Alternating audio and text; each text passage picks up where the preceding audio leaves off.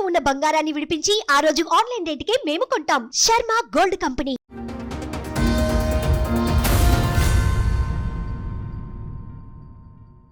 నా పేరు జ్ఞానేశ్వరమ్మ, శ్రీరామోజు జ్ఞానేశ్వర్. నేను వచ్చింది చింతల్ నుండి అమ్మ, హెచ్ఎంటి చింతల్. మా అబ్బాయి అమ్మ. మా అబ్బాయికి మొన్న గత 1 year బ్యాక్ మ్యారేజ్ చేసినట్టమ్మా. అక్టోబర్ 18, 2024లో మ్యారేజ్ చేసినామమ్మ. అయితే అమ్మాయి ఏం చేసింది, 24 అక్టోబర్ నుండి నవంబర్, డిసెంబర్ 20 తారీఖు 24 తారీఖు వెళ్ళిందమ్మా ఇంటికి. 2 months మా ఇంట్లో ఉన్నది. ఈ 1 month ఏం చేసినాము, టెంపుళ్ళు తిరుగుడు చేసుడు ఇవన్నీ జరిగినాయి. తర్వాత 1 month ఇంట్లోనే ఉన్నారు. అయినా ఇల్లు దగ్గర 1 kilometer 1.5 kilometer వాళ్ళ ఇల్లు కూడా దగ్గరలోనే. అయితే వస్తుంటుండే పోతుంటే నేనేమంటలేను, మంచిగా ఉంటూ వాళ్ళు మంచిగా ఉంటే చాలులే అన్నట్టు నేను కంటిన్యూగా పోతుంటుండే. 2 రోజులకు ఒకసారి పోతూనే ఉంటుండే. ఫోన్ రాగానే వాళ్ళ అమ్మ పిలుచుకుంటుండే, వెళ్ళిపోతాడు. వాళ్ళ తమ్ముడు పిలిచినా వెళ్ళిపోతుంది, మళ్ళీ వచ్చేస్తుండే. మళ్ళీ సార్ ఇక నేను ఏమనలే, సరేలేరా ఇల్లు దగ్గరగా కొత్త పెళ్ళి అయింది ఏదో పోయి రానిలే అన్నట్టు నేను కూడా ఏమనలేను. సార్ ఇది అరేంజ్డ్ మ్యారేజ్? మీ అబ్బాయి అరేంజ్డ్ మ్యారేజ్. అరేంజ్డ్ మ్యారేజ్ అంటే మీకు వాళ్ళు తెలిసిన వాళ్ళ లేకపోతే ఎట్లా? అయితే నాకు ఇప్పుడు కాదమ్మా, ఒక 20 years బ్యాక్ వాళ్ళ డాడీ నాకు ఒక కానిస్టేబుల్గా మనకు పరిచయం. వాళ్ళు పోలీస్ డిపార్ట్మెంట్ అమ్మా. అయితే ఒక కానిస్టేబుల్గా పరిచయం అనమాట. మా వృత్తి కూడా వాళ్ళు కూడా ఇంతకుముందు అతను వృత్తి చేసినవాడు. అయితే డిపార్ట్మెంట్కి వెళ్ళిపోయింది, ఇక జాబ్ వచ్చింది, మంచిగా ఉన్నారు. ఆయన ఏఎస్ఐకి వచ్చిండమ్మా ఇప్పుడు. అయితే అతను ఇదివరకు 20 ఏళ్ళ కింద మేము కలిసి తిరిగే వాళ్ళమమ్మా. ఎక్కడైనా కూర్చున్నా సిట్టింగ్ ఫ్రెండ్స్ లాగా ఉండేవాళ్ళం. తర్వాత ఆయన ఒక 10 సంవత్సరాలు వేరే జాబ్కి వెళ్ళిపోయింది. మాకు గ్యాప్ వచ్చేసింది. ఇక నా నంబర్ అతని దగ్గర లేదు, అతని నంబర్ నా దగ్గర లేదు, గ్యాప్ అయిపోయింది. అయిపోయినాక ఒక రోజు ఏమైంది, మా బ్రదరు అంటే సడ్డకుడు ఒకరోజు అతనికి ఒక ఇల్లు చూపించారంట, రెంట్ పర్పస్. అయితే ఆ పర్పస్కు నేను ఒకసారి పార్టీస్తున్నానంటే సరే అని చెప్పేసి మా ఇంటికి అది తీసుకొని వచ్చాడమ్మా. అయితే అప్పుడు నన్ను చూసి మళ్ళీ నాకు కలిసిండమ్మా. కలిసే వరకనే అయ్యో ఈయన నాకు తెలుసు కదా మాధవచారి నువ్వు అంటే జ్ఞానేశ్వర్ అని చెప్పేసుకొని కలుసుకున్నామమ్మా. మంచిగా అయింది. తర్వాత ఇట్లా కూర్చున్నప్పుడు చేసినప్పుడు మా ఫిబ్రవరి మార్చో అమ్మా పెళ్ళి మనకు ఆగస్టులో అయింది కదమ్మా. పెళ్ళి ఆగస్టులో అయింది అంటే దానికన్నా ముందు 6-8 నెలల ముందే ఆ పరిచయం కలిసింది. ఇక కలిసే వరకనే మేము ఏం చేసినాం, సరే మా బ్రదర్కు అయితే మాకు ఫ్రెండ్షిప్ లాగా మళ్ళీ కలిసినామమ్మ. ఒక 15 ఎంతో డిస్టెన్స్ తర్వాత మళ్ళీ కలిసినాం. మా బ్రదర్ ఏం చేసిండు, మా బ్రదర్కు ఆల్రెడీ ఒక అమ్మాయిది ఫోటో ఇచ్చిండంట మా సడ్డకుడికి.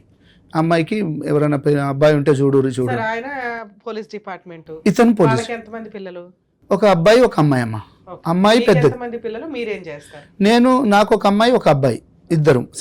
ఈ అబ్బాయి పెద్దోడు, పాప చిన్నది. ఏం చేస్తారు సార్ మీరు? నేను SAP security ma'am, engineering complete చేసుకున్నాను. ఇప్పుడు ఇంటీరియర్ డిజైనింగ్ చేస్తున్నాను. ఆ అమ్మాయి కూడా జాబ్ చేస్తుందా? తను ఏం జాబ్ లేదు. మీ నాన్నగారు చూపించిన సంబంధం చేసుకోవాలని ఎందుకు అనుకున్నారు? అంటే చిన్నప్పటి నుంచి ఈ రోజుల్లో ఎవరు మాట్లాడట్లేదు కదా కుర్రాళ్ళు. చిన్నప్పటి నుంచి డాడ్ అంటే ఇష్టం, డాడ్ అంటే భయం. సూపర్. కొడతారా మీ నాన్న? కొడతాడు. బాగా పద్ధతిగా పెంచినట్టున్నారు కొట్టి. అంటే కొంచెం మా విశ్వబ్రహ్మణ్లో అది ఎట్లుంటుందమ్మా, కొంచెం పద్ధతిగా ఉండాలన్నట్టు. సూపర్. అయితే ఈ విధంగా మాకు పరిచయం అయిందమ్మా. పరిచయం అయినాక మాట మాధవచారి నీ బిడ్డది మ్యారేజ్ అన్నావు కదా, ఇక మా తమ్ముని కొడుకు కూడా ఉన్నాడు, ఒకసారి చూడు అని చెప్పేసి అన్నాడు. ఆ రోజు చూసిండు చేసిండు, సరే ఒకసారి మాట్లాడుకున్నాం. ఇక అట్లా కలిసిపోయినామమ్మా. ఇక పిల్ల బాగానే ఉందా, మీకు నచ్చింది అమ్మాయి? చూసారా? మాకు అప్పుడు చూపించలేడు. తర్వాత మళ్ళీ మాకు ఒక వీడియో పెట్టిండు, ఫోటో. ఆమె ఏది టీచర్ జాబ్ లాగా మాట్లాడుతున్నది అనమాట.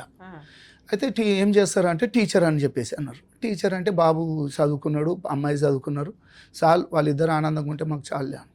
ఇక చూసినాక నేను చూపించారా? మీ అబ్బాయికి నచ్చిందా చూపించిన సార్. ఓకే అన్నారు. ఓకే అన్నారా మీరు? ఆ అమ్మాయి కూడా ఓకే అందా మీ అబ్బాయిని చూసి? అమ్మాయి కూడా ఓకే అన్నారు. అయినాక మనకు ఇక్కడ జరుగుతున్నాయమ్మా, ఇవి మాట్లాడుకుంటున్నాము, మంచిగానే కలుస్తున్నాము. ఈ 6 months 8 months లోపల మాకు ఏమైంది, మంచిగా పరిచయం. ఆయన డే బై డే డ్యూటీ అమ్మా, ఒక రోజు పోతే ఒక రోజు ఉంటాడు. అలా నాకు ప్రతి డే బై డే ఫోన్ చేసేవాడు, కలిసేవాళ్ళము. షాప్ కాడికి వచ్చేవాడు, నాది కార్పెంటర్ పడడానికి షాప్ అమ్మ. షాప్ కాడికి వచ్చేవాడు, ఇంటికి వచ్చేవాడు, బావాదా అనేసి మేము అందరం కలుసుకుంటే ఇద్దరం ఇక కలుసుకుంటే వెళ్ళేటోళ్ళం. ఇక సర్లే, ఇక నేను మంచిగా అనిపించింది. ఒకసారి ఏమన్నాడు, బావా మరి ఏంటి ఏం కథ, మరి అమ్మాయికి కూడా నేను పెళ్లి చేద్దాం అనుకుంటున్నాను, మరి ఏంది ఏం కదా అంటే నేను కూడా బాబుకి పెళ్లి చేయాలనే ఉన్నది బా, మరి ఇక మీరు చూడుర్రి, ఓకే అనుకుంటుంటే మనము మాట్లాడుకుందామని చెప్పేసేసాను. సరే ఇక అయినాక సరే ఒక రోజు ఏం చేసిండు, కొంచెం నాకు ఎమర్జెన్సీ ఉంది, కొంచెం డబ్బులు కావాలన్నాడు. ఏంది బాబా దేని గురించి ఏంది అంటుంటే గోల్డ్ కొంచెం గిరువులో ఉన్నది, అది తీసి మళ్ళీ నీకు ఒక 10 daysలో ఇచ్చేస్తాను అని చెప్పేసి అన్నాడు. అప్పుడే బావా అనుకుంటున్నారా? అనుకున్నాడు. ఎంగేజ్మెంట్ ఏమన్నా ఎంగేజ్మెంట్ అవ్వలేదమ్మా, జస్ట్ ఊరికి మాట్లాడుకుంటున్నారు. ఒక ఈ టైంలో మిమ్మల్ని అప్పు అడిగాడా? ఈ మాకు ఎట్లా అంటే కలిసిపోతున్నాం ఇక రోజు ఫ్రెండ్షిప్ లో కలవటం వేరు సార్.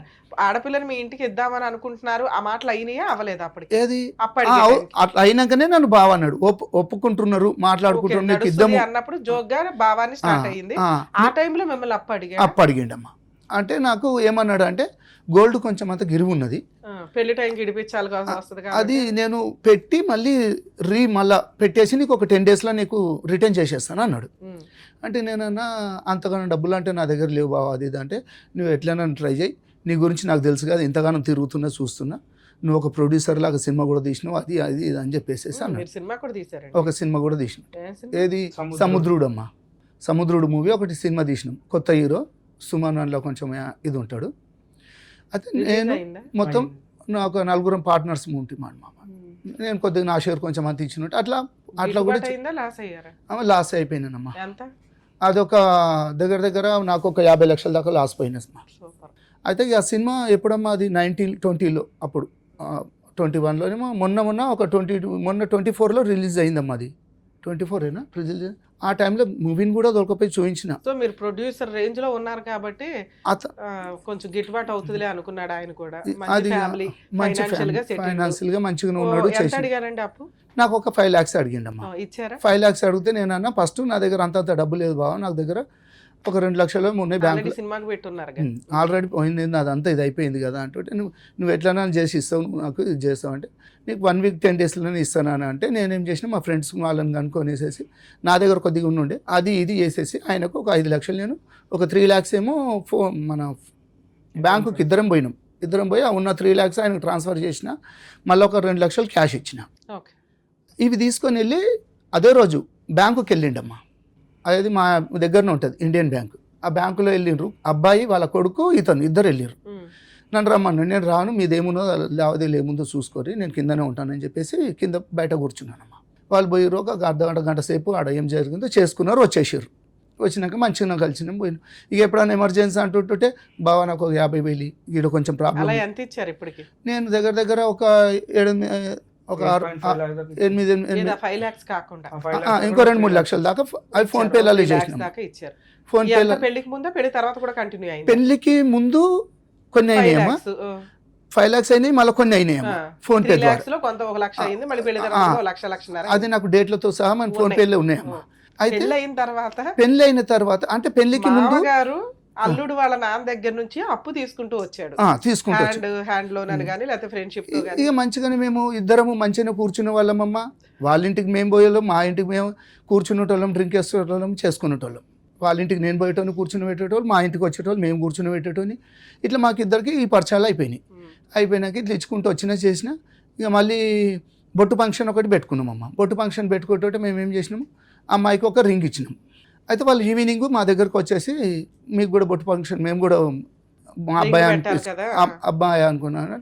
బావ నా దగ్గర డబ్బులు లేవు, ఒక 30,000 అని చెప్పేసి అంటే నేను ఇమ్మీడియట్లీ అప్పుడు సాయంకాలం కొట్టేసిన. అదే రోజు 30,000 అంటే 30,000 ఆ 30,000 ఇచ్చినాక ఏం చేసిండమ్మా, అందులోకి వెళ్ళి తెచ్చిండ. ఇక నాకేం తెలియదు, నాకు డబ్బులు లేవా, రింగ్ తెచ్చుకోవడానికి కూడా లేదు, మీరు రింగ్ పెట్టిర్రు, నేను కూడా పెట్టాను. మీరు ఎందుకు ఆ సంబంధం చేసుకోవాలనుకున్నారు? ఆడపిల్లలు దొరకట్లేదా లేకపోతే ఏంటి? మీరు ఫైనాన్షియల్ ఉన్నంతలో బాగున్నారు. ఒక ఆడపిల్లని ఇచ్చే వాళ్ళ తండ్రి ఇలా అప్పులు అడుగుతున్నాడు అంటే ఇదేదో తేడా కొడుతుంది. పైగా రేపటి రోజున డిపార్ట్మెంట్ నేను ఎటు చుట్టూ తిరగాలని మీకు ఆ రోజు ఏమి నాకు అది అనిపించలేదమ్మా. ఈయన ఒక డిపార్ట్మెంట్, నాకు జర కొంచెం ఏదైనా ఇబ్బంది పడినా చేసినా కానీ జర మా ఎంపుడు అని అంటే కొంచెం బయట కొంచెం పవర్గా ఉంటుంది అన్నట్టు నేను ఆలోచనలో పోయినా కానీ ఇస్తానంటున్నాడు. ఈ 5 లక్షల అమౌంట్ తీసుకున్నప్పుడు, ఈ 5 లక్షలు తీసుకుంటున్నప్పుడు నాకు చెక్స్ ఇస్తున్నాడమ్మా. చెక్స్ ఇస్తానంటే సరేలే బావ, నేను వేరే వాళ్ళ దగ్గర ఒక 2 లక్షలు తీసుకుంటున్నా, 3 లక్షలు వెళ్ళి ఇస్తున్నా, సరే నీకు అవసరం అంటే ఇద్దరు లేదు, చెక్స్ కూడా తీసుకోలేనమ్మా, వద్దని చెప్పినా నేను. ఇక ఈ పిల్లనే ఇస్తున్నావు బావా, నాకు ఇక చెక్కులతో నాకేం పని ఉంటుంది అని చెప్పేసి చెక్కులు కూడా వద్దన్నా. పిల్లని ఇస్తున్నావు బాబా, చెక్కులు వద్దు కాదు, ఇయ్యం పిల్లాన్ని పొడుగు ఇస్తున్నాను బాబా, చెక్కులు ఏమన్నా ఇవ్వ అని అడగాలి.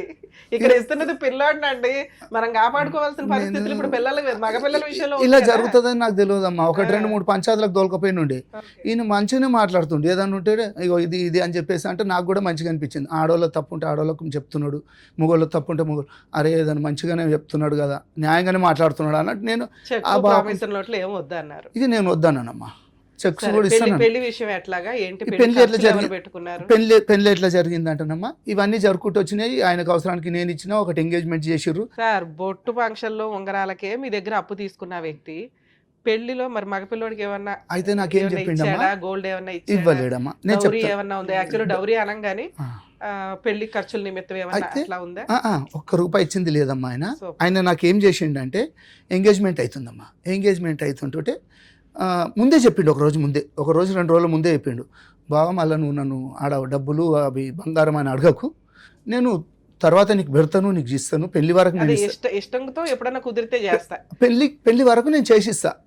ఇప్పుడైతే నా దగ్గర ఒక 1 మంత్ ముందు అట్లా అయింది కదమ్మా ఎంగేజ్మెంట్, 1 మంత్ 1.5 అయితే ఆ తర్వాత ఇస్తాను అని అంటే నేనేమన్నంటే పంతులు కూడా అడిగిరమ్మా, ఇచ్చేరుతుంటే ఆడ లావాదేవీలు పెట్టుకున్నాలి కదా అన్నట్టు వాళ్ళ ఇష్టం, నువ్వు ఎందుకు అడుగుతున్నావు, నీకు అవసరమా అని చెప్పి పంతుల్ని బెదిరించిండు.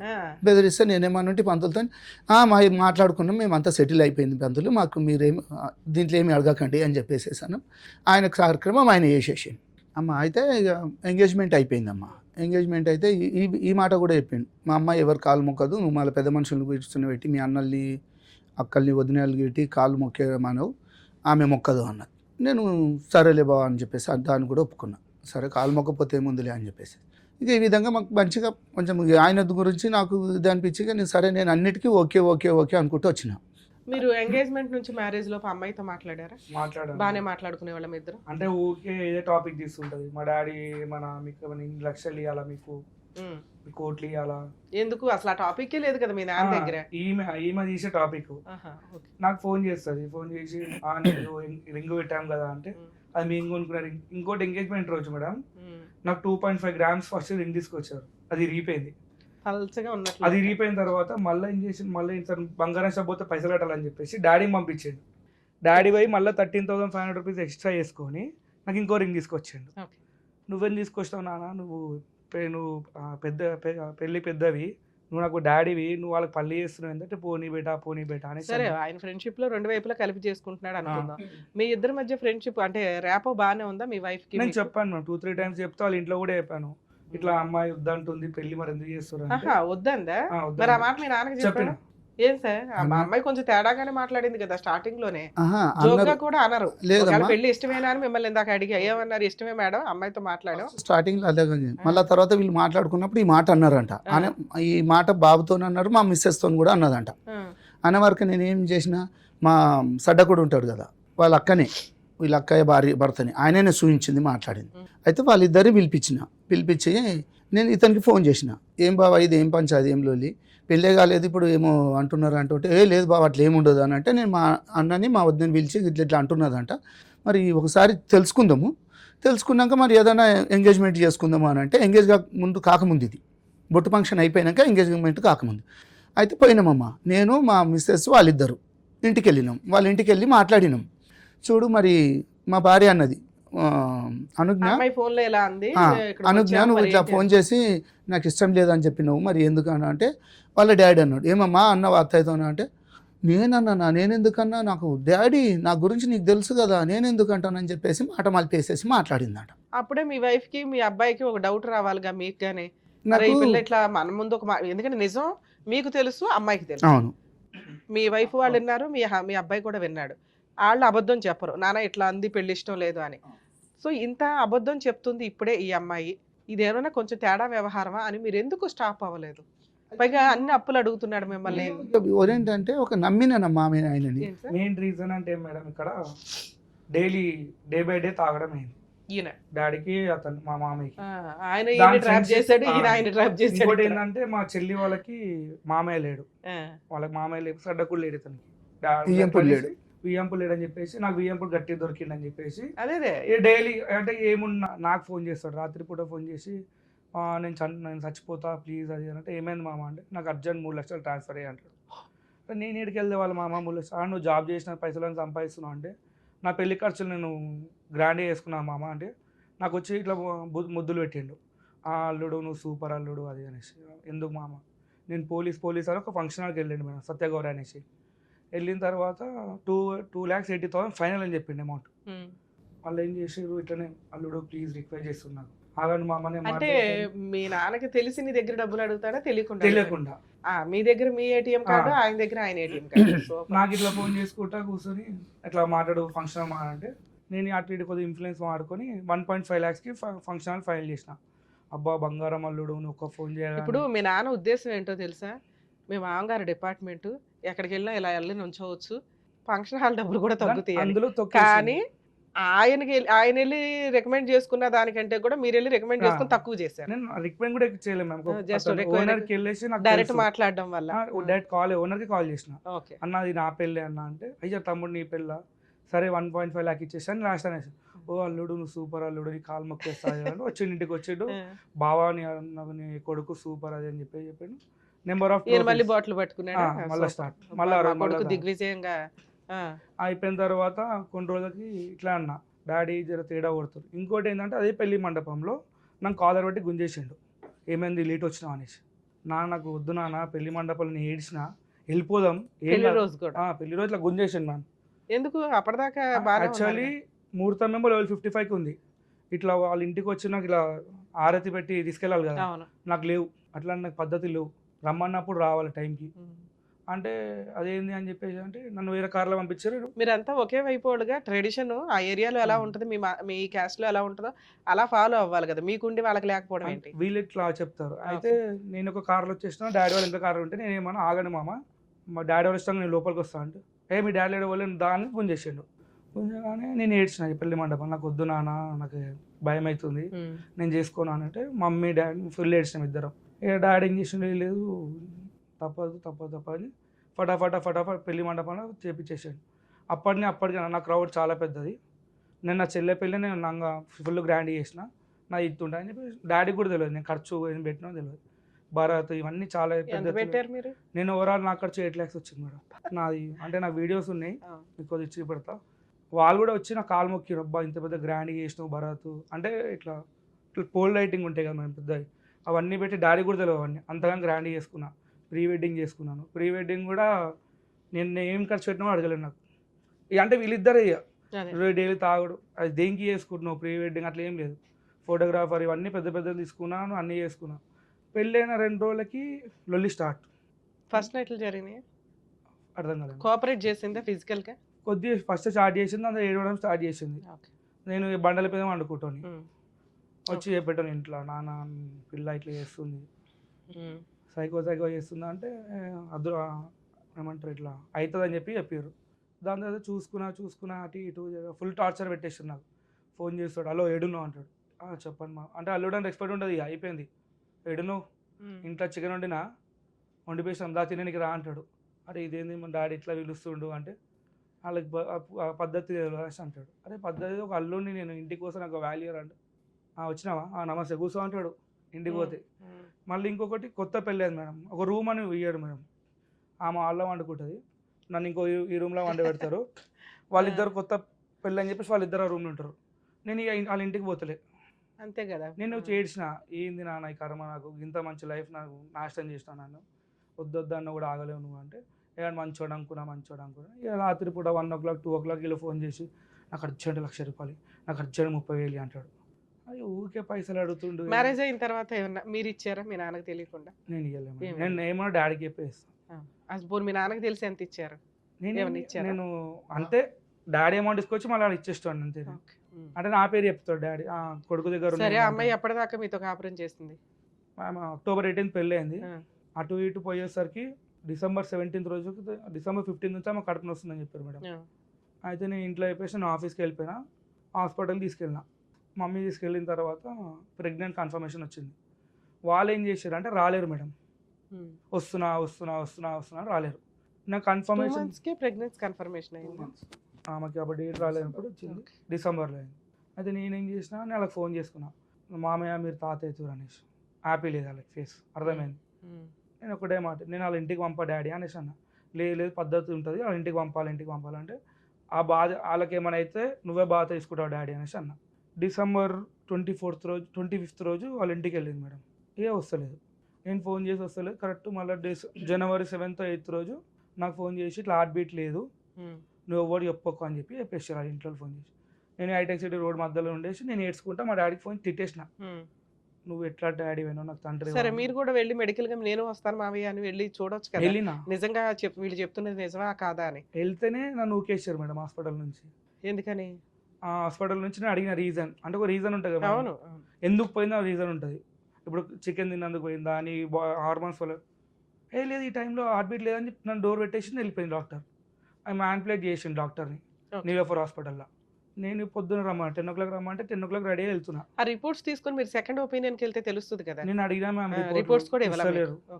నేను రిపోర్ట్లు అడిగినా, మళ్ళీ నేను ఫైట్ చేసిన, ఒక 4 months నేను ఫైట్ చేసి మళ్ళీ ఏప్రిల్ తను తెచ్చుకున్నా. ఎందుకంటే నా లైఫ్ అంటే నేను ముందు డాడీ చెప్పిన, నేను 100 మంది దగ్గరికి వెళ్తాను, నాకు నా పిల్లం కావాలని చెప్పేసి నేను ఫైట్ చేసి తెచ్చుకున్న 4 days మళ్ళీ వెళ్ళిపోయాను. నాకు కడుపున వస్తుంది. కరెక్ట్ 2:30 కడుపున వస్తుంది అంట మేడం రాత్రి. నేను 2 o'clock ఇంటికి వస్తాను, 2:30 కడుపు నొప్పి స్టార్ట్. ఎందుకు వస్తుందని మళ్ళీ హాస్పిటల్ తీసుకెళ్ళినా, అన్ని టెస్ట్లు చేపించినా ఏం లేదు, నెగిటివ్ మొత్తం. అరే ఏంది ఇంతగానం చేస్తున్నా, నాకు ఇది ఏం టార్చర్ అని నేను బండల పైన వండుకుంటాను పంపించేసిన ఇంటికి. వాళ్ళు వెళ్ళిపోయారు, కొట్లాడి వెళ్ళిపోయారు. మళ్ళీ వస్తలేదు. అమ్మా ఇలా జరిగిపోయినాక మ్యారేజ్కి ఏం చేసిండ్రమ్మా, మ్యారేజ్ పప్పన్నం పెట్టమని చెప్పినామమ్మ. ఏది ఎంగేజ్మెంట్లు అయిపోయినాయి, ఇవన్నీ అయిపోయినాయి. వాళ్ళు చెప్పిన దానికి నేను ఒప్పుకుంటూనే ఉన్నా. సరే ఇలా కాకపోతే రేపు పొద్దున ఒకటే అన్నాడు, నాది మళ్ళీ నెక్స్ట్ ఒక 4-5 సంవత్సరాలు అయితే నాది రిటైర్మెంట్ అవుతుంది బావ, నాకు పైసలు కూడా వస్తాయి. ఇందులోకి వెళ్ళి ఇచ్చింది బంగారం అమ్మాయి పేరు మీద ఒకటి పెట్టిండమ్మా. అది గోల్డా రోల్డ్ గోల్డా నేను ఇంతవరకు అడగలేను, చేయలేను, నాకు అవసరం లేదు. అమ్మాయికి పెట్టుకున్నాడు, నేను అడగలేను. సరే ల్యాండ్ ఇస్తానన్నాడు కదమ్మా. నేను పెళ్ళి కాక ముందు నుండి నేను అడుగుతున్నా, బావ ఒకసారి ల్యాండ్ చూసి వద్దాం అమీన్పూర్లో ఉన్నది అన్నాడమ్మా. అయితే ఆ ల్యాండ్ లేదమ్మా, డాక్యుమెంట్స్ ఉన్నాయి కానీ ల్యాండ్ లేదు. అయితే ఇది ఎప్పుడో కొనుక్కున్నారంట వాళ్ళకు, ఈ రియల్ ఎస్టేట్స్ వాళ్ళు వాళ్ళకు డబ్బులు ఇవ్వకపోతే మళ్ళీ వాళ్ళే ఆప్కోజ్ చేసుకొని అదంతా అడగడం వల్ల వాళ్ళు ఏమైనా అలిగి గొడవ పడ్డారు. అది నేనేమన్నుంటి. అయితే ఏంది బావ ఇక్కడ జాగలేదు ఏం లేదు, మొత్తం బాండరీలు కట్టేసుకోరు. బాండరీ కట్టుకున్నాడు. నేను లోపల పోనీకి ఒక గేట్లోకి వెళ్ళి పోయినాం. 2వ గేట్ ఉన్నది ఇంకో లోపల. ఆ గేట్ లోపల కారు పెట్టుకున్నాము, పోయి తిరుగుతే దీన్ని ఇంకొకటి బావ ఆడున్నది బావ ఏడున్నది బావ అంటే, ఏడున్నది బావ జాగానేది ఎక్కడ కనీసం లేదా అని అంటే, ఇంకొక దగ్గరికి వెళ్ళి వస్తుంది. ఏది లేదు బావ, ఇదంతా ఆయనకు డబ్బులు ఇవ్వని పక్షంలో ఇదంతా పోయిందంటే నేను ఆల్రెడీ ఇక్కడ ఊరోళ్ళని కూడా కనుక్కునే వారికని ఇట్లా జరిగింది అన్నాడు. సరే వారికని మీరు పెళ్లిలో ఏమన్నారంటే, ఏం పెట్టుకుంటావు బావా మీకు అమ్మాయికి పెట్టుకో, మాకేం అవసరం లేదు, నాకు వద్దన్న పిల్లకి ఒక ల్యాండ్ ఉంది అది పెడతాము, ఒక గోల్డ్ పెట్టుకుంటాం. గోల్డ్ ఏం పెట్టారో కూడా మీకు తినగా తెలియదు, ఎందుకంటే ఆ పెళ్లిలో మీతో ఏదో చూపించలేడు కూడా నాకేం. ఆ ల్యాండ్ ఏదైతే ఉందో వీళ్ళ దగ్గర డాక్యుమెంట్లు ఉన్నాయి తప్ప అటువంటి పొజిషన్ గానీ కడీలు వేసి గానీ లేకపోతే ఏమి గానీ అక్కడ ఏమీ లేదు. అది కూడా ఫేక్. ఇది ఈ ల్యాండ్ ఇప్పుడు చూపిస్తున్న ల్యాండ్ లేదు కదమ్మా, దాని డాక్యుమెంట్స్ కూడా నాకు పంపించిండు. దాన్ని ఏం చేసిండు, నీ పేరు మీద రిజిస్ట్రేషన్ చేస్తా, నువ్వేం చేస్తావు, నేను డాక్యుమెంట్లు మాత్రమే ఉన్నాయి, అక్కడ స్థలం లేదు. దాన్ని పెట్టి నా ఈ ఎవిడెన్స్లు అడిగిండమ్మా, నీ పాన్ కార్డు నీది అవి ఉంటే ఐటీలు ఉంటాయి, నువ్వు కడుతుంటుంటావు బాబా, నాకు అవి ఇచ్చేసాయి, నేను బ్యాంకులో నేను లోన్ తీసుకుంటాను అన్నాడు. అయితే నేనేమన్నుంటి, ల్యాండ్ నా పేరు మీద లేనిది నేను ఎట్లా నీకు బ్యాంక్ నా పాన్ కార్డు అవన్నీ పెట్టమంటే నేను పెట్టలేను. ఒక వారం రోజులు ఫేక్ అవుతుంది కదా సార్. రేపు రోజున నాకు ఇబ్బంది. లోన్ ఎట్లా ఇస్తారండి, పొజిషన్ చూసి ఇస్తారు, అక్కడ పొజిషనే లేదు. ఆయన ఇన్ఫ్లుయెన్స్ వాడుకొని తెచ్చుకుంటాను అనుకున్నాడు. ఒకవేళ మేనేజ్ చేస్తే ఏమయ్యేదో తెలుసా, మిమ్మల్ని లోపల నన్ను వేస్తారు. అది నాకు తెలిసిపోయింది. నేనేమన్నుంటి, నేను పెట్టలేను. అయితే ఒక 1 week తర్వాత మళ్ళీ ఏమన్నాడు, బావా నువ్వు నాకు హుషారు చూపించినావు, నాకు పేపర్లు పెట్టమంటే పెడతలేవు అంటే, నేనన్నా బావా పేపర్లు పెట్టినంత మాత్రమే కాదు, ఆడ ల్యాండ్ లేదు ఏం లేదు, నేను మ్యారేజ్ అయినాక 1 month లోపల నేనమ్మా ఇవన్నీ. అయితే అప్పుడు ఏం చేసిండు, నీ పేరు మీద రిజిస్ట్రేషన్ చేసేస్తా, అప్పుడు నీ పేరు మీద లోన్ తీసుకొనేసి మళ్ళీ నాకు ఇద్దు అన్నాడు. నేనన్నా నాకు ఇటువంటివి వద్దు, ఒక బ్యాంకు మామూలుగా లోన్లు ఇప్పిస్తోతో కూడా మాట్లాడినామమ్మ. ఈ డాక్యుమెంట్ ఉత్తయి పంపించేసి ఇట్లా 20 లక్షలు కావాలి ఇది అని అంటుంటే, సార్ అది ల్యాండ్లు చూస్తారు, వాళ్ళు అవన్నీ ఎంక్వైరీ చేసుకున్నాకనే మీకు ఏదైనా ల్యాండ్కు అమౌంట్ సరే, ఓకే సరే, అదేదో చేయబోయాడు, మీరు కొంచెం తప్పించుకున్నారు తెలివిగా. తప్పించేసుకున్నాను. అంటే ఇప్పుడు ఒక ప్రాపర్టీ పిల్లకి పెడతాము అని అన్నారు, అటువంటి ప్రాపర్టీయే లేదు, ఇది కొంచెం తేడాగా ఉందని మీరు ఏమన్నా అడిగారా? ఏంటి లేని ప్రాపర్టీ పెడతానని నేను అది కూడా అడగలేనమ్మా, అది కూడా ఆ అడగలేదు. పాయింట్ వల్ల ఇలా కాపురం ఏమైనా స్పాయిల్ అయిందా? దాన్ని అడగలేనమ్మా. ఏప్రిల్ లో మళ్ళీ ఏదో బతులు అడుగుని తెచ్చుకున్నాడమ్మా. ఓ 4 days కి వెళ్ళిపోయింది. ఆ, మరి అప్పటి 1 నుంచి week, ఇప్పటిదాకా ఏం 1 పని week, చేయలేదు. 5 days 1 week లో వెళ్ళిపోయింది. ఏప్రిల్ నుంచి మనం ఇప్పుడు డిసెంబర్ కి వచ్చాం. ఈ ఇంత టైంలో ఏమైనా పెద్ద మనుషులు పంచాయతీలు గానీ పెట్టినామమ్మా. ఎందుకు రాను అని రీజన్ గానీ ఏమైనా నేను చెప్తాను మేడం. చెప్పండి. ఇక్కడ ఏప్రిల్ అయిపోయిన తర్వాత మా డాక్టర్ తీసుకొచ్చింది డాక్యుమెంట్స్ అవన్నీ, దాంట్లో లోన్ పేపర్ నాకు దొరికినాయి. ఓ, తిన పేరు మీద 12 lakhs లోన్ తీసుకున్నారు. ఏది ఈ ల్యాండ్ పెట్టేసి? ల్యాండ్ కాదు, పర్సనల్ లోన్. ఓకే. వాళ్ళ తమ్ముడు కొద్దిగా అంటే ఈవిడ జాబ్ చేస్తుందా? జాబ్ ఏం చేయదు, వాళ్ళ తమ్ముడు కొద్దిగా ఫ్రాడ్ మేడం. అంటే ఆమెకి ఒక 6 months 1 year నుంచి శాలరీ చేస్తారు ఆమెకి ఒక కంపెనీ రొటేషన్ చేసుకుంటే ఫేక్ డాక్యుమెంట్ నుంచి లోన్ అతనికి శాలరీ వేస్తుంది తనకి. నేను అప్పటికి తన ఫోన్ పట్టుకొని నేను ఏం పట్టుకోలేను, నా ఫోన్ చెక్ చేస్తుంది, ఏమేమో చూస్తుంటుంది. నేను అంటే నాకు ఏం లేదు, ఫుల్ ఫ్రీ అనేసి నేను పట్టించుకోడు. దాని తర్వాత లోన్ ఎందుకు తీసుకున్నావు అని అడిగాను.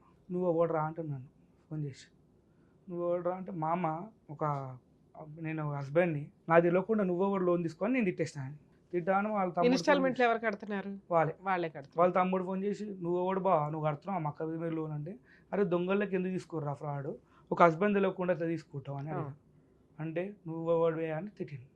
నువ్వు ఎవడరా నేను రాసి తిట్టేసిన. నేను ఆ మూమెంట్లో ఏమైపోయిందంటే ఈ స్పాన్లో నాకు కొద్దిగా ఉండలేదు, వైఫ్ ఉండలేదు అని ఇంట్లో అందరు ప్రెషర్తో నేను కొద్దిగా డ్రింక్ ఎక్కువ అయిపోయింది నాకు, అంటే మెంటల్ ప్రెషర్కి. ఆ డ్రింక్లో ఏమైపోయింది, వాళ్ళకు నన్ను తిట్టడం చేసడం స్టార్ట్ చేసి. రికార్డ్ చేసుకున్నారా మీరు తిట్టేవన్నీ? అది కూడా డాడీది ఉండే రికార్డింగ్ మొత్తం. ఈ సంసారం పంపివా, ఒక 1 month గురించి మేము పెళ్లి చేసినామా అని ఫుల్ తిట్టుకున్నాం. ఇక రాదు మేడం, నేను ఫోన్ చేసి అడుగుతా ఎందుకు రావు. ఒక ఫంక్షన్కి వెళ్తుంది, వాళ్ళ బెస్ట్ ఫ్రెండ్ ఫంక్షన్కి వెళ్ళి గలీజా రెడీ అయిపోయింది. నీకు ఓపిక లేదు అన్నప్పుడు నువ్వు అరౌండ్ 50 kilometers ట్రావెల్ చేసినా అప్పుడు నీకు కడుపు నొప్పి రాలేదా అని అడిగిన. మళ్ళీ అక్కడనే 1 day స్టే చేసి ఇదంతా ఏప్రిల్ తర్వాత ఎందుకు పోయినావు, నీకు కడుపు నొస్తుంది. పెద్ద మనుషుల పంచాయతీలు ఎప్పుడు జరిగినాయి సార్? 2 times అయింది. ఎప్పుడు? ఇంట్లో అయింది, దాని తర్వాత మా గుడిలో అయింది మేడం. లాస్ట్ గా జరిగి ఎంతకాలం అయింది? అరౌండ్ ఒక 4-5 months అవుతుంది. 4-5 months లో ఆ రోజు ఏం జరిగింది? రీజన్ ఏం లేదు, నాకు వద్దు.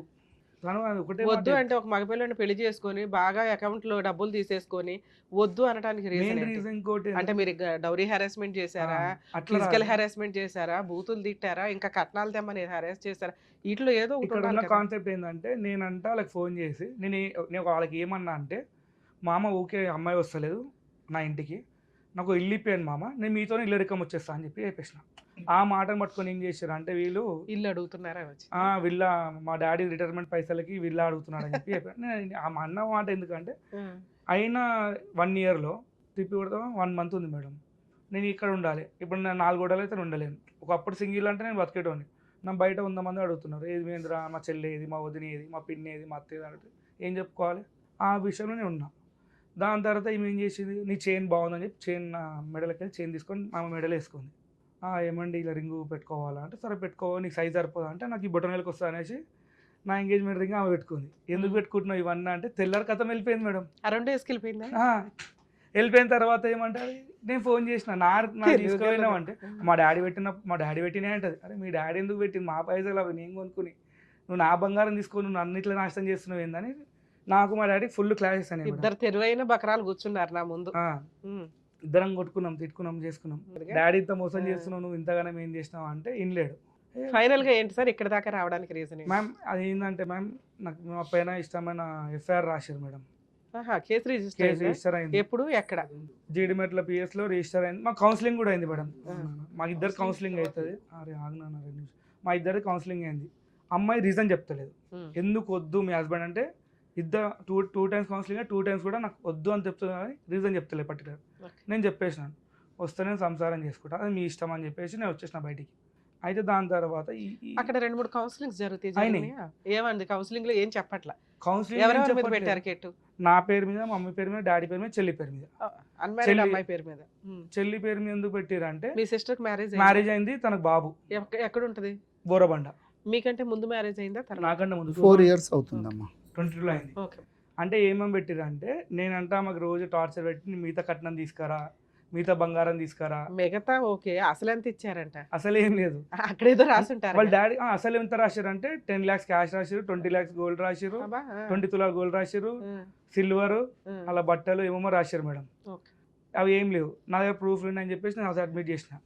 నేను మా చెల్లి అంట ఆమెకు రోజు టార్చర్ పెట్టుకుంటా నా పైసలు తీసుకురాని నేను అడిగినానంట. మీ చెల్లి ఎక్కడ ఉందమ్మా ఇంట్లో? పాప ఆవిడ ఉండదు కదా. వీళ్ళు అంటే కేసు స్ట్రాంగ్ కావాలని చెప్పేసి మమ్మీ అంట తను నిద్రపోతుంటే బకెట్ వాటర్ పోసి లేవు ఊడు అని చెప్పేసి అడిగినామంట. అయితే ఇంకోటి ఏమో చెప్పింది, మేము డైనింగ్ టేబుల్ మీద కూర్చోవద్దు, మేము మంచం మీద కూర్చోవద్దు అంటే మీ డాడీ ఏమన్నాడు, పొద్దున్న లేచి ఇల్లు వాళ్ళమ్మ అంటే మా కూతురే మా సర్వెంటా. అమ్మ పెళ్ళి అయిందమ్మా, పెళ్ళి అయిన కొత్తలో వచ్చిండ్రు, మంచిగానే ఉన్నారు, అన్నిటికీ మేము అడ్జస్ట్ అయిపోయినాం. పెళ్ళి అయినా ఇంట్లోకి వచ్చిండ్రమ్మా, ఇంట్లో అయినాక అడ్జస్ట్మెంటింగ్ అయిపోయినామో అంతా ఉన్నాం. అయితే ఇక ఆమె ఇక సోఫాలలో కూర్చున్నాడు, డైనింగ్ వీటిల మీద కూర్చున్నది. అయితే నేనేం చెప్పినట్టు సరే కొన్ని రోజులు కొత్తగా వచ్చింది కదా, మెల్లగా చెప్పుకుందాము, మనం మార్చుకుంటామని చెప్పేసి ఆయనతో కూడా చెప్పినమ్మా, నేను మంచిగా మార్చుకుంటాం, మీ దాంట్లో మీకు పద్ధతులు అనేవి తెలుస్తలేవు, మా దాంట్లోకి వస్తే మా పద్ధతులు ఇట్లుంటాయి మా అని కూడా చెప్తే ఆమె ఏం చేసింది, సరే కానీ నేనేం చెప్పినమ్మా, ఒక ఇల్లు ఉదయం లేవగానే ఆడవాళ్ళు ఏం చేసుకుంటారమ్మా, ఇక ఇల్లు ఉడుచుకొని కొంచెం దేవునికి దీపం పెట్టుకునాలా అంటే, లేదు మామయ్య నువ్వు దీపం పెడుతున్నావు కదా, రోజు నువ్వే పెడతావు కదా అంటే, రోజు నేను పెడతానమ్మా, ఏదో ఒక రోజు పెట్టుకునాలి కదా, నువ్వు కూడా పెట్టుకున్నాలి దేవునికి అంటుంటే, ఆమె దీపం ఇంతవరకు పెట్టింది లేదు, ఇల్లు ఊడ్చింది లేదు, వాకిలు ఊడ్చింది లేదు. అయితే నేను ఇదే మాట వాళ్ళ నాయనకు 10 సార్లు చెప్పినమ్మా, అంటే నువ్వు పని మనుషుల్ని పెట్టుకో అన్నాడు. నేనన్నా సరే నాకు పని మనిషి, ఇప్పుడు మా నలుగురికి పని మనిషి పెట్టుకుంటాం, వాళ్ళిద్దరు ఉన్నప్పుడు కూడా పని మనిషి పెట్టుకుంటారా, ఆమె మాకేం చేస్తుంది, నా భార్యనే మొత్తం చేస్తుంది పని అంతా, నేను పని మనిషిని పెట్టుకోను, ఆ పని మనుషులకు ఇంకొక పని మనిషి కావాలంటారు, ఇవన్నీ ఎక్కడికి ఉంటుంటాయి, మన పని మనం చేసుకున్నాను బా, ఏమన్నా డ్యూటీకి పోతుందా, ఏం చేస్తుందా, అన్నీ క్లాస్ జరిగిందమ్మా. జరుగుతుంటుంటే ఒకసారి ఇంట్లోకి వాళ్ళ అమ్మ వాళ్ళ నాయన వాళ్ళ తమ్ముడు కింద ఉన్నాడని మాకు తెలియదు. అయితే ఇట్లా డిస్కస్ జరుగుతుంటుంటే ఇంటలేదు చేస్తలేదు అంటుంటే ఒకరోజు పంచాయతీకి వచ్చారు వాళ్ళిద్దరు తల్లిదండ్రి మా మీదకి వచ్చి మాట్లాడుతుంటుంటే నేనన్నా, చూడు బావ ఏం పని చేయదు ఏం చేయదు, ఇట్లనే కూర్చుంటుంది, అత్తమ్మ పని చేస్తుంటుంటే అందరు కింద మా ఆడిపడుచులు అక్కలు వీళ్ళందరూ వచ్చి కింద కూర్చొని హాల్లో సాఫ్ వేసుకొని కూర్చొని మాట్లాడుకుంటుంటే ఈమె సోఫా మీద కూర్చొని కాలు మీద కాలు వేసుకొని ఉప్పుకుంటూ కూర్చుంటుంటుంది. నేనేం చేసినట్టే అంటే ఒకసారి చెప్పినండమ్మా, అది ఒక్కటి తప్పే నాదిగా, నేను చెప్పిన అమ్మ వాళ్ళందరు కింద సాపేసుకొని కూర్చున్నారు, నువ్వు ఇట్లా కూర్చున్నాడు తప్పు, నీకు కాలు నొప్పులు ఉన్నాయో మరి ఏమున్నాయో నాకు తెలియదు, మీ డాడీ అయితే సోఫాలలో కూర్చోమన్నాడు, ఒక చిన్న స్టూల్ ఉంటాయి కదా 150ది, ఆ 150 స్టూల్ వేసుకొని వాళ్ళ పక్కన కూర్చోమ్మా, నేనేమన్నాను, అందరు కాళ్ళు నువ్వు పైన కూర్చుంటివి, వాళ్ళేమో అత్తమ్మ మీ ఆడబిడ్చు వీళ్ళందరేమో కింద కూర్చుంటున్నారు అని చెప్పడం అది తప్పు అయిపోయిందట నాకు. అంటే ఇక నేనేమనలే సపోర్ట్ అదొక్కటే మాట అన్నమ్మా. అంటే ఇక ఆమె ఏం చేసింది, లెగిసింది లోపలికి వెళ్ళిపోయింది, బెడ్రూమ్లోకి వెళ్ళిపోయింది. ఈమె కూడా చెప్తుందంట, కొంచెం పద్ధతులు మీ వేరే ఉన్నాయి మావి వేరే ఉన్నాయి, కొంచెం మామయ్య వచ్చినప్పుడు కొంచెం లేచి నీ రూమ్లో కన్నా పో, లేకపోతే మామయ్య లేచినప్పుడు కొంచెం బయటకు వెళ్ళి వచ్చినప్పుడు లేసైనా కూర్చొని కొంచెం మంచినీళ్ళు ఏదైనా ఒక పద్ధతి ఉండాలి అని చెప్పేసి చెప్తుంటే ఏ పని చేయలేదు. సరే అన్నిటికీ అడ్జస్ట్ అవుకుంటూనే వస్తున్నాయి 2 నెలలు. సరే పెళ్ళి అయితే ఇంకా మార్పు వస్తుందని, ఇక మార్పు రాలేదు. రాకుండా ఏం జరిగింది, ఇవి అవుతున్నాయమ్మా, ఇవి జరుగుతుంటుంటే ఇక ఈ పంచాయతీ మాకు ఈమె వెళ్ళిపోయింది కదమ్మా, డిసెంబర్లో 24వ తారీఖు వెళ్ళిపోయింది, ఇంకా రాలేదు చేయలేదు, ఇవన్నీ జరిగింది. బాబు చెప్పిండు. తర్వాత ఏం చేసిండ్రు, ఈ ఒక పంచాయతీ రోజు వాళ్ళ తమ్ముడు కింద ఉన్నాడమ్మా, అమ్మ నాయన మాట్లాడుతున్నారు, మేమిద్దరం ఉన్నాం వాళ్ళిద్దరు ఉన్నాం మాట్లాడుకుంటున్నాం, ఆమెకు పద్ధతులు నేర్పలేవు నువ్వు చేయలేవు ఇవన్నీ మేము చెప్పుకుంటుంటే ఈ తల్లి ఏం చేసింది, ఫోను కొడుకుకు ఆన్ చేసేసి కొడుకుకు అది పెట్టిండ్రు, వాళ్ళు కాన్ఫరెన్స్ అయ్యిందో ఆ ఫోన్ పెడితే ఆ కొడుకు ఏం చేసిండు, వేరే వాళ్ళకి కాన్ఫరెన్స్ పెట్టిండు. ఇవి జరిగినాయి, ఇవి నాకు తెలియదు, నేను మాట్లాడేస్తున్నాను నేనేమనుకుంటున్నా, ఆయన మాట్లాడుతున్నా కదా కొంచెం పద్ధతి అని వస్తారు అన్నట్టు నేను మాట్లాడుకుంటూ పోతున్నా, మా మాటలన్నీ ఏం చేస్తున్నాడు, తల్లి ఇక్కడ రికార్డు పంపించేస్తుంది, కొడుకు అక్కడ వింటున్నాడు, ఇంకొకళ్ళకి ఎవరికో పంపిస్తున్నాడు. ఇవన్నీ జరిగినాక నేను ఈమె అన్నది, కింద వాళ్ళ కొడుకున్నాడే ఫోన్ వింటున్నాడు అంటే, ఫోన్ మాట్లాడుతున్నాడేమో లే నాకేం తెలుసులే అని చెప్పి.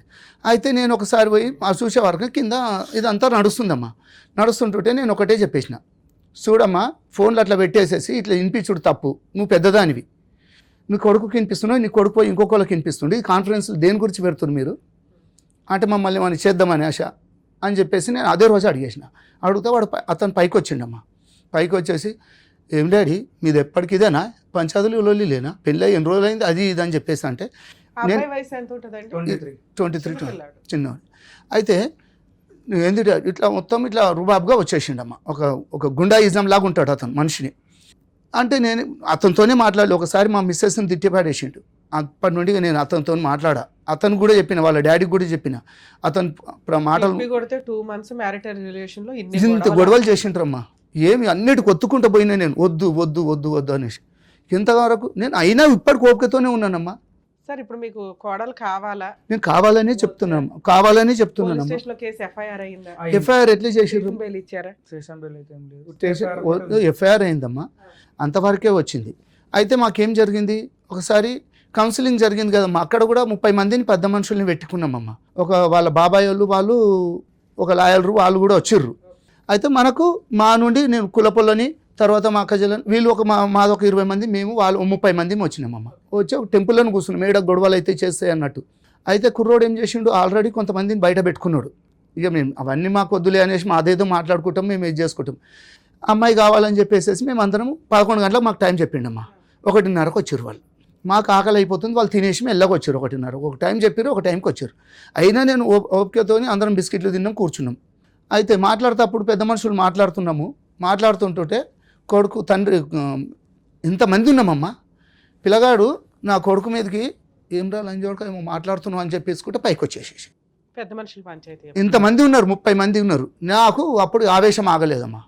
నువ్వెవడివిరా నువ్వు, అసలు నా కొడుకు మీదకి ఎట్లా వస్తున్నావు? ఇంతమంది 30 మంది ఉండగానే నా కొడుకు మీదకి వస్తున్నావు, నా కొడుకుని చంపుతావు రేపు పొద్దున, నేను పోలీస్ స్టేషన్లో కంప్లైంట్ పెడతాను నేను అని చెప్పేసి. అంటే వీళ్ళందరూ ఏమన్నారు, ఇవి పంచాయతీలా ఇప్పుడు మీరు ఈ లొల్లులు చేసుకొని వస్తారా, మాట్లాడినుకున్నారా అంటే నన్ను కొంచెం బయటకు పోమన్నారు. నన్ను మా బాబుని బయటకు పోయినాక మాట్లాడిరు వాళ్ళు, ఏం మాట్లాడుకుర్రో ఏం కథనో అన్నారు. తర్వాత ఏమన్నారు, ఇక ఎంత చేసినా ఏం చేసినా అమ్మాయి మీ దగ్గర ఉండే పొజిషన్ లేదు, ఉండనని చెప్పిందమ్మా. మా ముంగటే అన్నది. అడిగినాం మీకు ఏంది మీకు అంటే, మాకు అమ్మాయి అయితే కావాలని నేను అన్నామమ్మ. అమ్మాయి కావాలి, మాకు పెళ్ళి 2 నెలలు కూడా కాలేదా, మా పిల్లగాంది ఏంది ఇది 2 నెలలకు నేను పెళ్లి చేసుకుని 25-30 లక్షల రూపాయలు ఖర్చు పెట్టుకున్నా. ఎంత గొడవ జరిగి అబ్బాయిని కొట్టి ఎవరైతే బామ్మరిది కొట్టడానికి వచ్చిండు, కొట్టలేడు. అంత దూరం వచ్చిన కేసులు, మీ వైఫ్ ని తిట్టి, ఈయన తిట్టి, మిమ్మల్ని తిట్టి, ఇలాంటి కేసులు అయినా ఇంకా అమ్మాయి కావాలనుకున్నారా? అమ్మాయి అంటే మారుతుంది అని చెప్పేసి మొన్న ఇక ఎప్పుడైతే పోలీస్ స్టేషన్లకు మాకు ఇవన్నీ జరుగుతున్నాయో ఇక మాకు ఎప్పటికొనేది టార్చర్ ఏమో. సరే, ఫుల్ అండ్ ఫైనల్ సెటిల్మెంట్ మాట్లాడుకోపోయారు? అదే అడిగాం మేడం. మాట్లాడితే తర్వాత వాళ్ళకి ఒక దగ్గర 80 lakhs దాకా అప్పులు ఉన్నాయి. ఆ పైసలు డిమాండ్ చేస్తారు. ఫస్ట్ ఏమో 50, అట్లా 50, 100, ఫస్ట్ ఏమో 75 lakhs అడిపించారు, దాని 50 అడిపించారు. మళ్ళీ ఇంకొకళ్ళు వచ్చి మా ఇంటికి వచ్చి సెటిల్మెంట్ మాడితే వాళ్ళ తప్పు అని చెప్పి తిట్టించేసి వాళ్ళని తిట్టేసారు. అక్కడ నుంచి 25కి వచ్చారు. మళ్ళీ ఇంకొక ఏరియా పెద్దవాళ్ళు ఇప్పుడు అవుతుంటే అతను పెద్ద మనిషి వచ్చేసరికి ఆయన కూడా వాళ్ళ తప్పు అన్నందుకు మళ్ళీ లాస్ట్కి వాళ్ళు ఇప్పుడు ఎంత 20కి వచ్చారు. నేను ఒకటే అన్నా 9 రూపాయి అయితే ఇచ్చేది లేదు, మా తప్పులు లేవిడ, అందరు తెలుసు కాబట్టి తప్పులు మీ ఉన్నాయని చెప్పేసి మీకు సపోర్ట్ చేయకుండా నీ పిఎస్ ఇది ఫుల్ అండ్ ఫైనల్ సెటిల్మెంట్. మరి మీకు రావాల్సిన ఎంత ఉన్నాయి? నాకు ఓవరాల్ వచ్చేదైతే అందులో ఏం చేసిండమ్మా, మాకు ఒక 5 లక్షల రూపాయలు ట్రాన్సాక్షన్ చేసిండమ్మా. అంటే 5 లక్షలు ట్రాన్స్ఫర్ చేసిండు. ఏది నాకు ఫస్ట్ ఇచ్చిన అమౌంట్ ఉంది కదా, అది పెళ్ళి అయినాక 1 వీక్ 15 డేస్కో నాకు అమౌంట్ ట్రాన్స్ఫర్ చేసిండు, నా అకౌంట్లోకి ట్రాన్స్ఫర్ చేసిండు.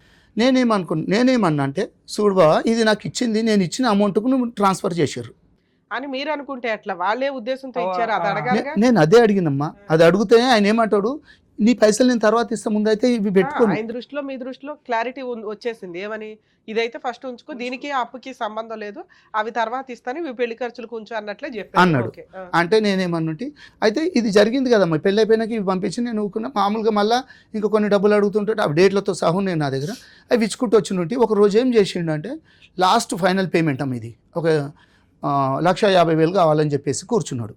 నాకు ఇట్లా మెడ మీద కత్తి ఉంది, ఇప్పుడు నేను చచ్చిపోతాను బావా, నేను ఏం చేయాలి, నేను ఊరేసుకొని చచ్చిపోతా, అది ఇది అన్నాడు. అంటే దేని గురించి బావా అంత ప్రెజర్ ఎందుకు చేసుకుంటున్నావు నువ్వు, నీ జీతము నువ్వు ఒక హై లెవెల్ ఆఫీసర్వు, మీకు ఎందుకు ఇంతగానో టెన్షన్లు పడుతున్నావు ఊకే అంటుంటే, లేదు బావా నాకు ఇక అలా దాంట్లో డిపార్ట్మెంట్లో చేస్తే ఒక అతను శ్యామ్ అని చెప్పేసి ఉన్నాడంట, అతని దగ్గర కొంచెం అమౌంట్ తీసుకున్నాడంట. పోలీస్ స్టేషన్ లో ఫుల్ అండ్ ఫైనల్ సెటిల్మెంట్ కి వాళ్ళ దగ్గర నుంచి ఒక ప్రపోజల్ వచ్చింది, మీరేమన్నా ఒక చిన్న ప్రపోజల్ ఇచ్చి వదిలించుకుందాం అనుకుంటున్నారా? దానికోసం ఆగొచ్చు కదా, ఇక్కడ దాకా ఎందుకు వచ్చారు?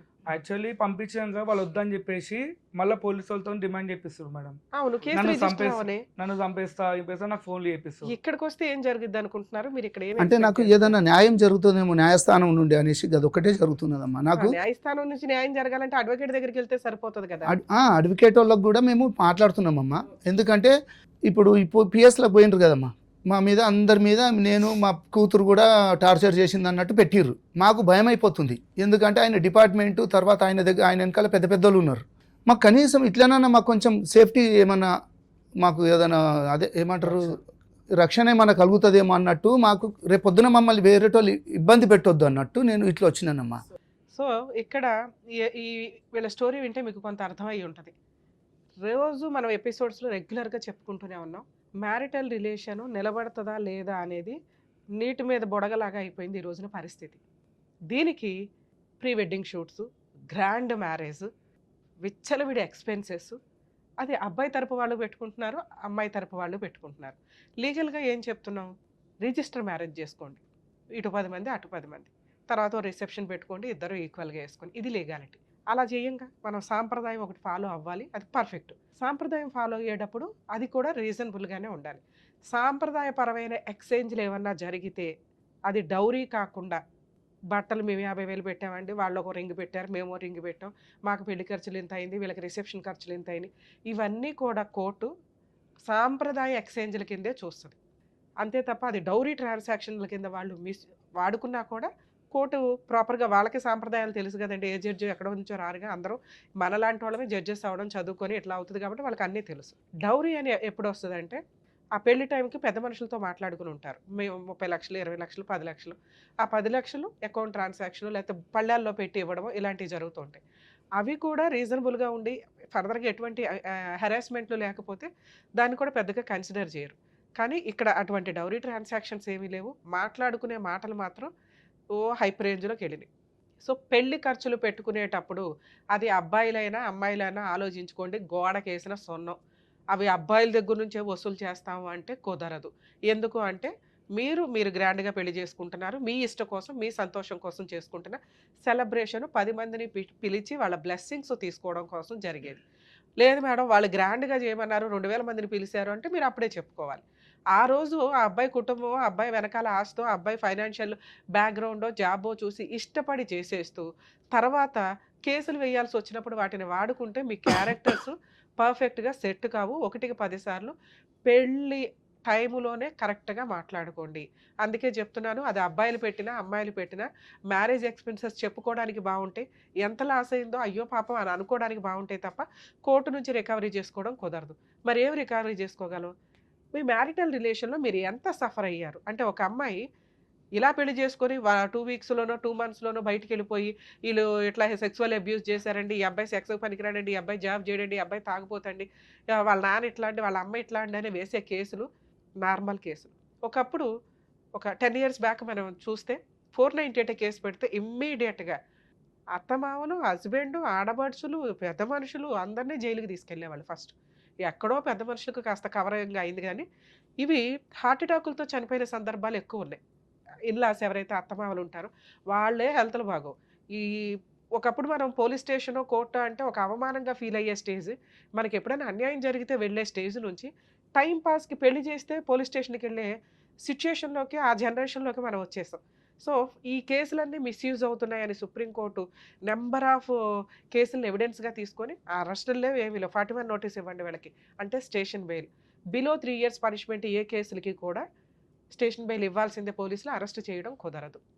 498 కేసు కూడా అదే.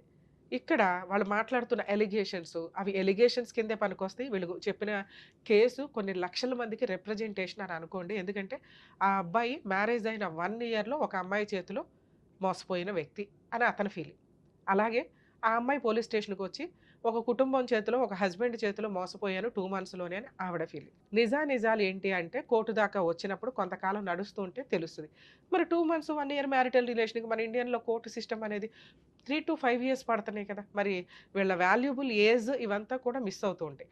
అందుకే మేబీ మనకు కూడా ఈ కామన్ కోడ్ కానీ ఇవన్నీ వచ్చినప్పుడు వీటిని బిలో 2 years కేసులన్నింటినీ అంటే బిలో 2 yearsలో విడిపోయే కేసుల్ని ఒక రకంగా ట్రీట్ చేయడం ఇవన్నీ కామన్గా వస్తాయి.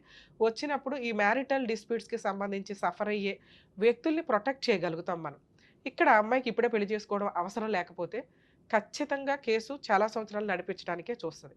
కానీ 2 months మ్యారిటల్ రిలేషన్ కేసులో ఒక ఆడపిల్లని ఇస్తున్నప్పుడు కానీ, ఒక మగపిల్లాడిని పెళ్ళికి కూర్చోబెట్టేటప్పుడు కానీ దయచేసి బోత్ సైడ్స్ పేరెంట్స్ని రిక్వెస్ట్ చేస్తున్నాను, ముందు పెళ్ళంటే ఏంటి? ఒక పార్ట్నర్ మనల్ని నమ్ముకొని మన ఇంట్లోకి వస్తుంటే, లేదా మనం ఒక పార్ట్నర్‌ని తెచ్చుకుంటుంటే, ఆ అమ్మాయితో ఎలా బిహేవ్ చేయాలి?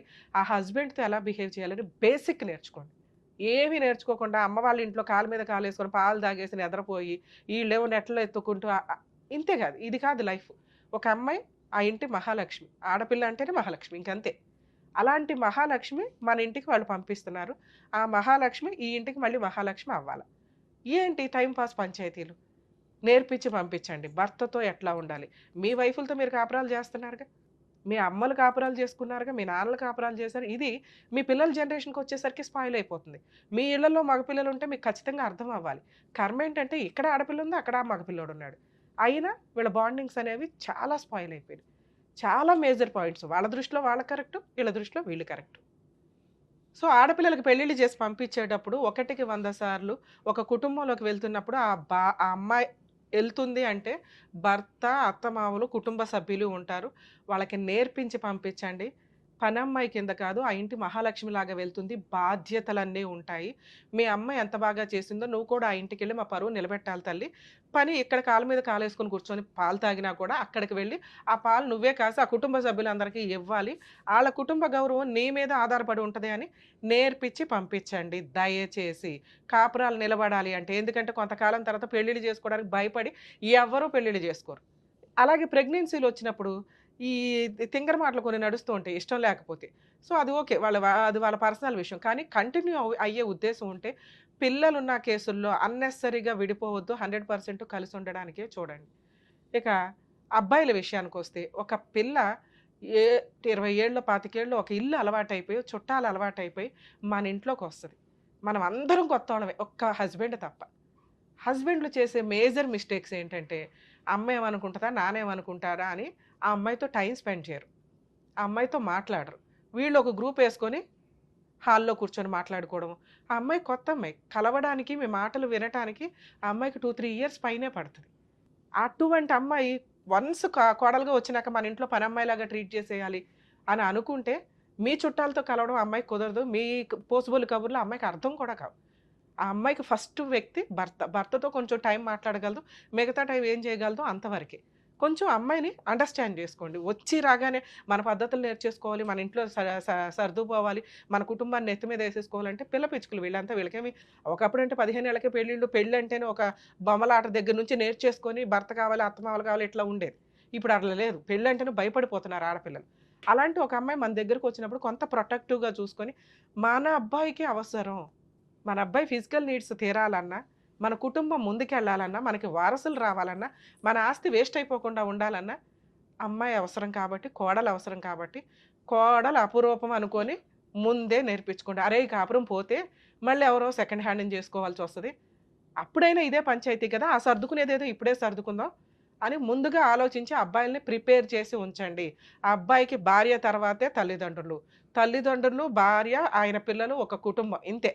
తల్లిదండ్రులు నచ్చకపోతే ఆ అబ్బాయి కాపురం కోసం దూరంగా ఉండడానికి కూడా వెనకాడొద్దండి. ఎందుకంటే కాపురం పోయినాక అబ్బాయి మీ ముందు ఉండి ఉపయోగం ఏముంది?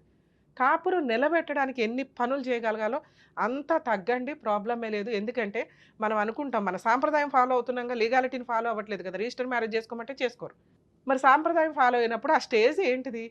ఇద్దరు శివుడు, పార్వతి కూర్చొని చేసుకునే ఒక పెళ్లి మనంతా ఎళ్లి అక్షింతలు వేసేది ఆ బ్లెస్సింగ్స్. పుటుక్కున సంవత్సరం అవగానే విడిపోయి చేస్తున్నారు. ఏ రకంగా ఇదంతా వర్కౌట్ అవుతది? వేరే కంట్రీస్ అన్నీ మన కంట్రీ వైపు ఎందుకు చూస్తాయో తెలుసా? మన సాంప్రదాయాలు, మన ఆచార వ్యవహారాలు, మన బాండింగ్స్, భార్యాభర్తల బాండింగ్స్, కుటుంబ బాండింగ్స్ అవి మొత్తం స్పాయిల్ అవుతున్న సందర్భంలో కొట్టుమిట్టాడుతున్న కోర్టులు కిరకిటలాడుతూ ఫ్యామిలీ డిస్ప్యూట్స్ తోటి. ఒక కేసా? ఒక డిస్ప్యూటా? 5 కేసులు ఫైల్ అవుతాయి. ఇక్కడ ఈళ్ళు బాధపడుతున్నది, భయపడుతున్నది ఏంటంటే స్పాయిల్ అయిపోయింది. ఏమీ చేయలేము. ఎందుకంటే పోలీస్ స్టేషన్ దాకా వచ్చినప్పుడు సుప్రీంకోర్టు గైడ్‌లైన్స్ కౌన్సెలింగ్‌లు ఇమ్మని. ఆ కౌన్సెలింగ్‌ల్లోనే ఇక్కడ అర్థమైపోతుంది ఆ అమ్మాయికి డే 1 నుండి ఇష్టం లేదు. దయచేసి కనుక్కోండి. ఈ రోజున ఆడపిల్లలు బయటికి చెప్పట్లేదు. వాళ్ళకో ఫ్రెండ్స్ ఉంటారు. వాళ్ళకో పర్సనల్ లైఫ్ ఉంటది. వాళ్ళకి ఇష్టం లేకపోతే ఇష్టం లేదు అంతే. ఆ అమ్మాయిని తీసుకొచ్చి బలవంతంగా అన్నీ నేర్పించి పంపించిన అమ్మాయే సరిగ్గా కాపురం చేయదు. ఇట్లా బలవంతంగా మీ సొసైటీ కోసం, గుడ్‌విల్ కోసమో లేకపోతే అవతల వాళ్ళ కుటుంబం బావుంది, ఫైనాన్షియల్‌గా సెట్ అయ్యారని చెప్పి బలవంతంగా పంపిస్తే ఇలాగే ఏడుస్తాయి. ఎవరి లైఫ్ ఇక్కడ స్పాయిల్ అయినట్టు? మీ అమ్మాయికి ఇష్టం లేదు హ్యాపీ. కానీ ఒక అబ్బాయి లైఫ్ స్పాయిల్ అయిపోయిందిగా. సొసైటీలో ఎలా చెప్పుకోగలుగుతాడు? ప్రెగ్నెన్సీ వచ్చింది. 2 మంత్స్‌కే భార్య వెళ్ళిపోయే అయినా బతులాడి తెచ్చుకున్నాడు. ఏం చెప్పుకుంటాడు? ఏం తప్పు ఉంది ఇక్కడ? లేకపోతే కామన్‌గా ఏసే డైలాగులు ఏంటో తెలుసా? అబ్బాయి సెక్స్‌కి పనికిరాడండి అని. ఇక్కడ అది కూడా ప్రూవ్ చేసుకున్నారు. అయినా విడిపోయిన కాపురం. ఇప్పుడు పెద్దగా అయిపోయింది విషయం. యాక్చువల్‌గా ఇట్లాంటి కేసులు కలపడానికి ఎక్కువ ఛాన్స్ ఉంటే ట్రై చేయాలి మనం. కానీ ఇక్కడ ప్రొటెక్ట్ చేయాల్సింది ముందు త్వరగా వదిలించుకోండి కోర్టుల చుట్టూ తిరగకుండా. 3 ఆప్షన్స్‌లో ఒక ఆప్షన్ ఎగిరిపోయింది. ఎట్టి పరిస్థితుల్లో వీళ్ళు కలవడం కుదరదు. ఇక 2 ఆప్షన్స్‌లో ఫైనాన్షియల్ సెటిల్మెంట్లు. ఇప్పుడు తను ఒక మాట అన్నాడు, మేడం మేమెందుకు ఇవ్వాలి? మా దగ్గరే బోలెడంత డబ్బు తీసుకున్నారు. మేమే తప్పు చేయలేదు. కోర్టుల చుట్టూ మమ్మల్ని తిప్పి మా లైఫ్‌ని స్పాయిల్ చేయడానికి. యాక్చువల్‌గా పాపం ఆడపడుచుకి సంబంధమే లేదు. ఆడపడుచు వాళ్ళ ఆయన, పక్కింటోళ్ళు, ఎదురింటోళ్ళు ఎవరైనా పేరెంట్ మాట్లాడితే ఆళ్ళకి కూడా పెడుతున్నారు.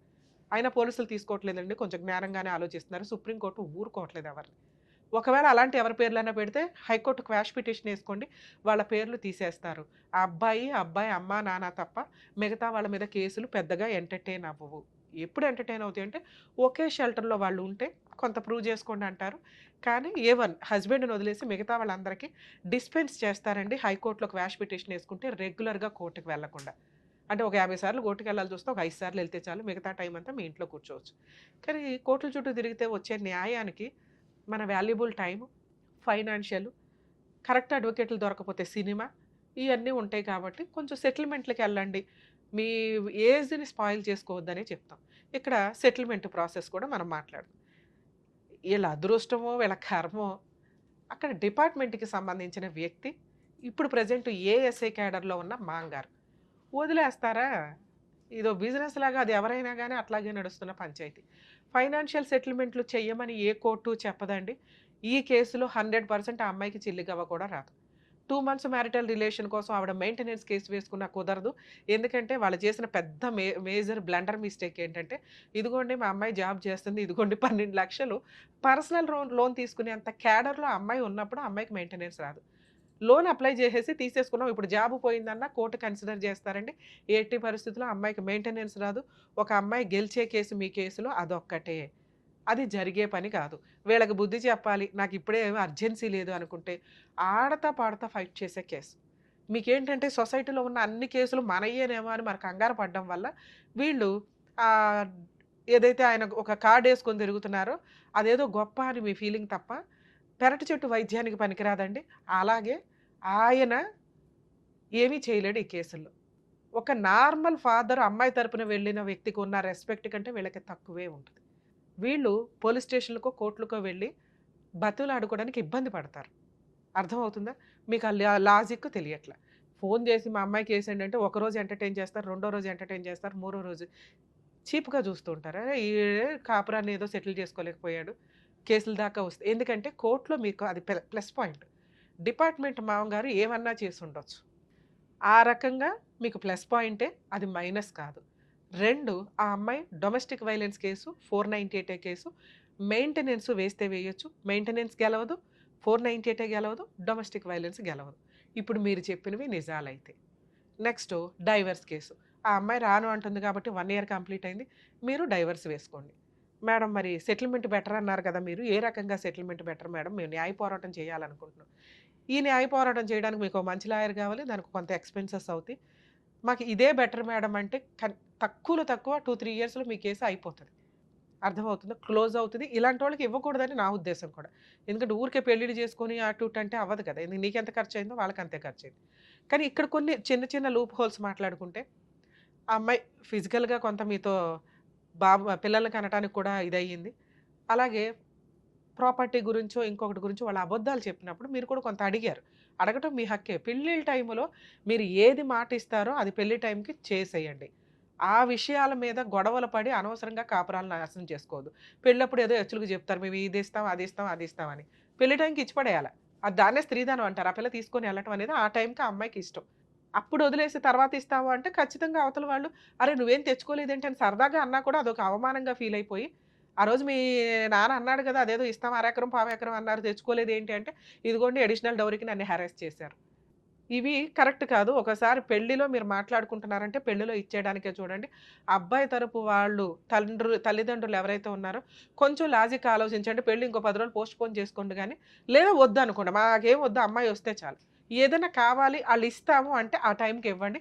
స్టార్టింగ్లో మాట్లాడిందే పర్ఫెక్ట్, తర్వాత మాట్లాడేదంటే హెరాస్మెంట్ కిందకి వెళ్తుంది. కొంచెం ఈ లాజిక్ మిస్ అవ్వకండి ఎవరు కూడా. సరే, ఇక్కడ మీరు భయపడింది ఏదైతే ఉందో మీరు 100% మీ కష్టం ఏంటో తెలియజేశారు. మీలాంటి వాళ్ళే బయట బోల్డు మంది ఉన్నారండి. వాళ్ళకి ఒక అవేర్‌నెస్ నిజంగా ఆ పుణ్యం అంతా మీకు యాడ్ అవుతున్నట్లు లెక్క. ఎందుకంటే ఇది నార్మల్ కేసు. మీకున్న ఫైనాన్షియల్ కెపాసిటీకి మీరు మంచి లాయర్‌ని పెట్టుకొని కూడా ఫైట్ చేయొచ్చు. కానీ జనాలకు తెలియాలి మేము ఎంత సఫర్ అవుతున్నాము, ఇలాంటి వాళ్ళు ఎంత సఫర్ అవుతున్నారని.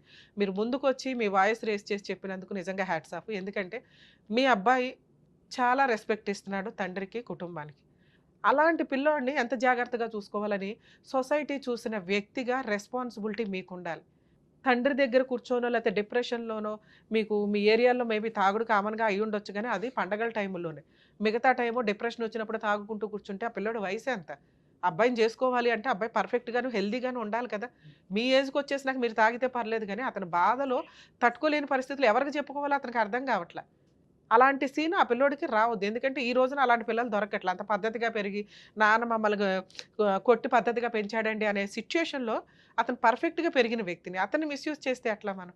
ఇక లీగల్ ఇష్యూస్‌కొస్తే సార్ అతనేమీ చేయలేడు. కంగారు పడొద్దు. ఈ కేసులో సెటిల్‌మెంట్ వద్దని నేను ఎంత బాగా చెప్తున్నానో, మిమ్మల్ని ప్రొటెక్ట్ చేయడం, మీ అబ్బాయిని ప్రొటెక్ట్ చేయడం అవసరం కాబట్టి, ఒకవేళ 1 ఇయర్‌లో అయిపోయే కేసులైతే ఫైటింగ్ చేయమనే అంటాం. మనకి కామన్ కోడ్ వచ్చే వరకు ఈ తలనొప్పులు తగ్గవు. ఇతను డిప్రెషన్‌లోకి వెళ్ళిపోతాడేమో అని నా బాధ. ఎందుకంటే ఏ తప్పు చేయకుండా 3 కేసులు కోర్టుల చుట్టూ తిరగడం అంటే మామూలు విషయం కాదు. ఎందుకంటే మీ ఫ్యామిలీ మెంబర్స్ ఎవరు తిరగరు, తిరగాల్సిన అవసరం లేదు. ఇందాక నేను చెప్పాను హైకోర్టులో క్వాష్ పిటిషన్ వేసుకుంటారు. ఇతను కూడా తిరగవసరంలా. కానీ అడిగేవాళ్ళు ఒకళ్ళు ఉంటారు. ఏం జరిగిందిరా? ఏం జరిగిందిరా? కేసు ఏమైందిరా? అని. పిల్లాడు ఇంపార్టెంట్ కాబట్టి కొంచెం ఓ రూపాయి అటు ఇటుగా వాళ్ళు ఒక రీజనబుల్ ఫిగర్‌కి వచ్చారు. మీరు ఓ ఫిగర్ చెప్పండి. ఆ ఫిగర్‌కి వచ్చేదాకా ఫైట్ చేయండి.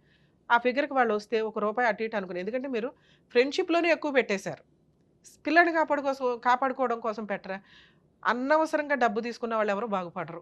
దీనికి ఒక రీజనబుల్‌గా మీరు ఇష్టపూర్వకంగా ఒక ఫిగర్ అనుకోని మ్యూచువల్ డైవర్స్‌కెళ్ళిపోవడం బెటర్.